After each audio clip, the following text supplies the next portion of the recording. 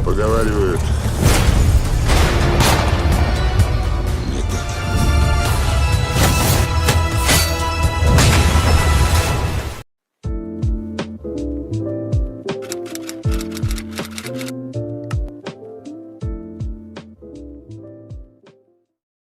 Film memperlihatkan seorang narapidana yang melarikan diri bersama kelompok burunannya yang berjuang untuk mendapatkan kebebasan. Kelompok ini dipimpin oleh Revolusi Nervapel, penggerak sekelompok narapidana yang melarikan diri dari Siberia. Pavel harus memulai perjalanan berbahaya ini dengan seorang wanita bisu bernama Usti. Jika tertangkap, maka mereka akan dibunuh. Kisah ini terjadi pada awal abad ke-20 revolusioner. Pavel dan kelompoknya menjalani hukuman kerja paksa di Siberia. Oleh karena itu mereka melarikan diri dan dikejar sipir dan pemburu bayaran lainnya. Di sini Pavel bertemu dengan Usti, seorang gadis muda bisu yang membawanya jauh dari tempat itu. Usti adalah istri dari seorang penggali emas berpengalaman di taiga. Membantu Pavel melarikan diri dari pengejaran. Sins beralih pada sekelompok pemburu bayaran yang dipimpin oleh Kudim yang sedang melintasi sungai untuk mencari buronan yang telah kabur. Di tempat lain, para buronan yang terantai kaki dan tangannya sedang berburu babi. Tiba-tiba mereka dikagetkan dengan kedatangan sekelompok pemburu yang menembakinya. Satu persatu mereka dibunuh. Di sini Pavel berhasil meloloskan diri.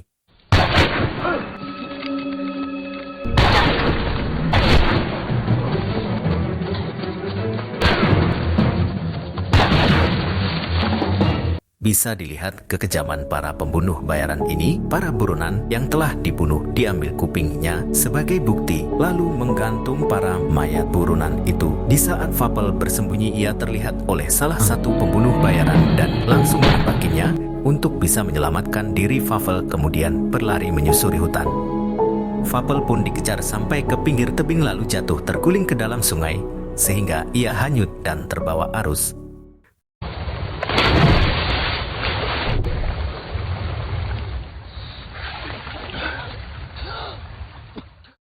Setelah itu ia pun berlari menyusuri hutan tanpa arah dan tujuan dengan kondisi tangan dan kaki terantai. Karena kelelahan, akhirnya Pavel terjatuh dan pingsan. Di sisi lain, pembunuh bayaran masih menyusuri sungai tempat Pavel terjatuh. Mereka lalu membahas hadiah buruannya, yaitu para buronan. Keesokan harinya setelah Pavel tersadar, ia pun berjalan menyusuri hutan. Dari kejauhan dia melihat gubuk tua dan pergi ke sana. Sambil mengendap-endap, Pavel masuk ke dalam gubuk itu. Di dalam gubuk itu Pavel menemukan makanan kering di atas meja dan menyantapnya. Tiba-tiba saja Pavel dikagetkan oleh suara kakek yang lagi batuk. Ternyata kakek itu kehausan. Ia meminta air minum, lalu Pavel pun memberikan air minum kepada si kakek. Karena sang kakek sudah tahu dirinya akan meninggal, dia pun memberitahu Pavel tentang emas yang ditemukan di dalam lubang. Di tempat lain terlihat seseorang yang bernama Vasily sedang mempersiapkan kudanya. Ia didatangi sekelompok pemburu bayaran dan bertanya, "Apa kamu melihat seseorang asing di sini?" Ia berkata bahwa tidak melihatnya. Mendengar jawaban itu, anak buah Kudim mengancam Vasily dengan senjata. Di waktu yang bersamaan, Usti, istri Vasily, menembak topi anak buah Kudim dan mereka pun akhirnya pergi.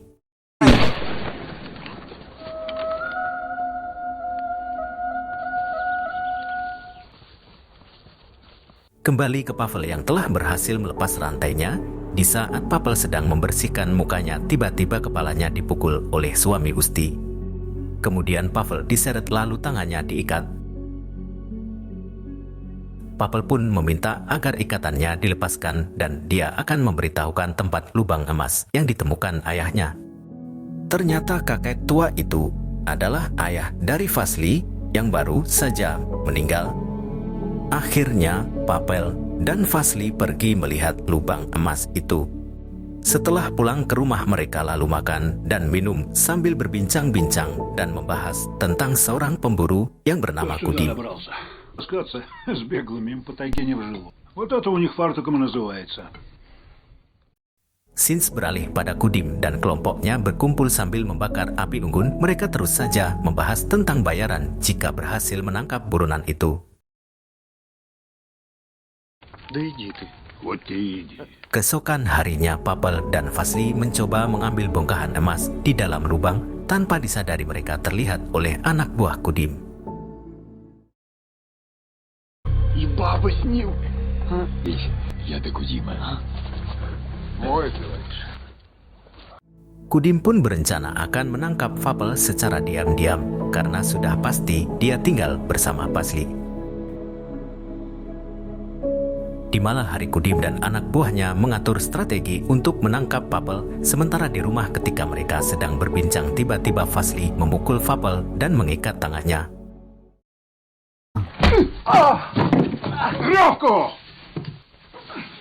Setelah mengikat Papel, Vasily pun pergi ke pantai dan berencana mengambil kuda kelompok pemburu. Sebelum Vasily berangkat, ia menitip pesan kepada istrinya.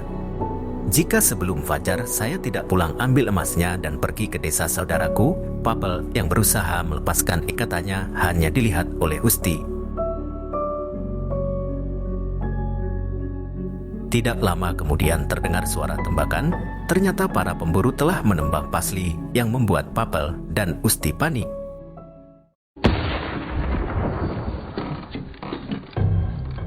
Keesokan harinya, Kudim dan kelompoknya mengepung rumah Usti. Ternyata rumah itu sudah kosong karena Usti sudah tahu suaminya ditembak, maka dari itu ia secepatnya pergi. Dengan cepat Kudim dan anak buahnya mengejar, sementara Papel masih terikat tangannya pergi menjauh dari kelompok pemburu. Usti yang tidak mau Vape melarikan diri, ia terus memegang ikatan Pavel.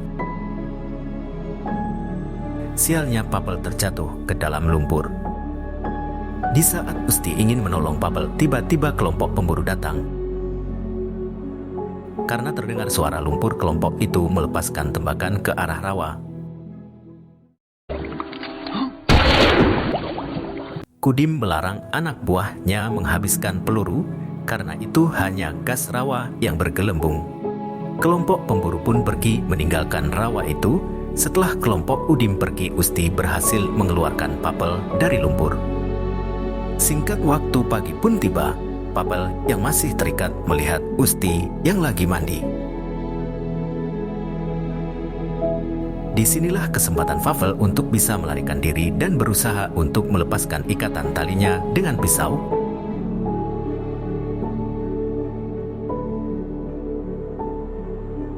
Setelah Usti selesai mandi, tiba-tiba anak buah Kudim datang dan menangkap Usti. Ia sempat melakukan perlawanan, tapi apalah daya seorang wanita. Saat tangan Usti diikat dari belakang, tiba-tiba Papel datang lalu membunuh anak buah Kudim.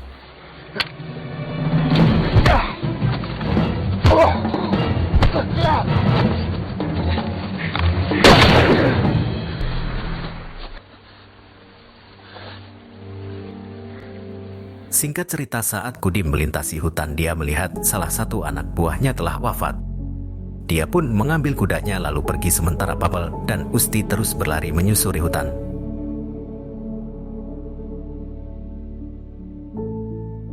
Karena kelelahan, mereka pun akhirnya berhenti sejenak. Kemudian Usti menyuruh Papel untuk pergi ke arah matahari tenggelam.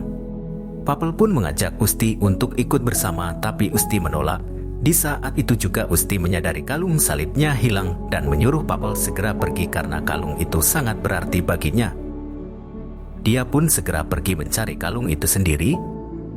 Di tempat lain, Kudim menemukan kalung salib milik Usti. Itu sebuah petunjuk untuk menemukan mereka berdua. Kudim pun berpikir kalau mereka masih ada di sekitar tempat ini dan mereka pun pergi mencarinya. Kembali ke Usti dan Papel yang berpencar berjalan sendiri-sendiri. Usti tetap kokoh dengan pendiriannya untuk pergi sendiri. Di saat bersamaan, Papel melihat sekelompok Kudim datang. Papel berusaha bersembunyi di sela pohon. Karena ketahuan, Papel pun kabur dan berlari di bebatuan.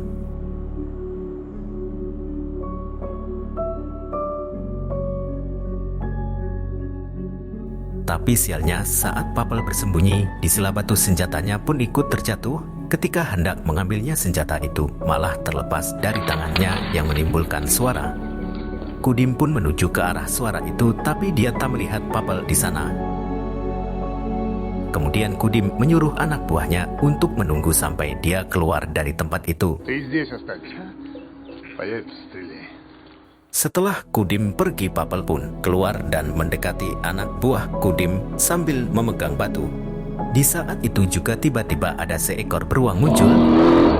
Anak buah Kudim pun kebingungan yang manakah harus ditembak duluan, beruang atau Papel. Pada saat itu anak buah Kudim ingin menembak beruang. Papel pun berusaha untuk kabur, lalu anak buah Kudim menembaknya. Meskipun terluka, tapi Pavel masih bisa meloloskan diri. Kudim yang mengetahui Papel berhasil melarikan diri dari penjagaan anak buahnya membuat dia kesal dan menyiksa anak buahnya itu.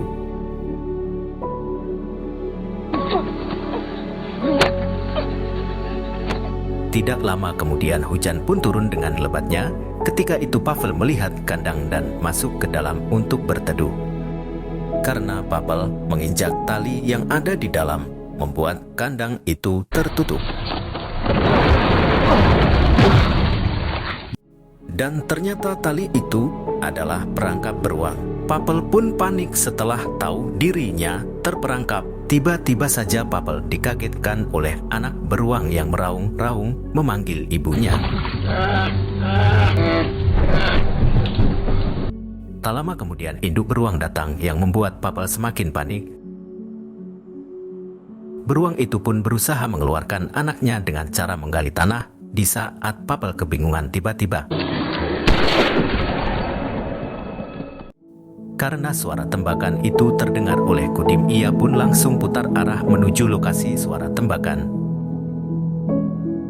Usti pun berusaha untuk menolong Papel dengan sekuat tenaga. Akhirnya pintu kandang pun terbuka dan Pavel berhasil keluar.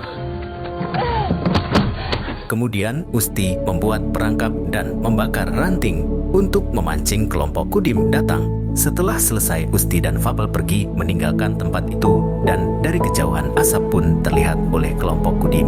Mereka pun mendatanginya. Salah satu anak buah Kudim memeriksa kandang yang telah diberi perangkap oleh Usti. Saat pintu kandang hendak dibuka, tiba-tiba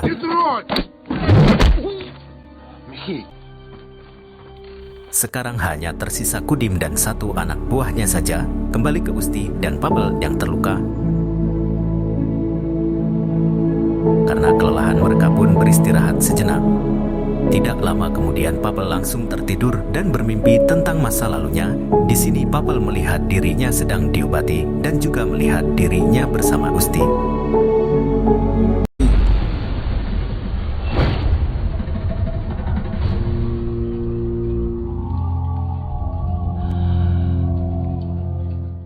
Scenes berganti memperlihatkan Pavel yang keluar dari tenda sementara Usti bermain dengan anak kecil. Mereka diselamatkan oleh pemilik tenda yang bernama Evan.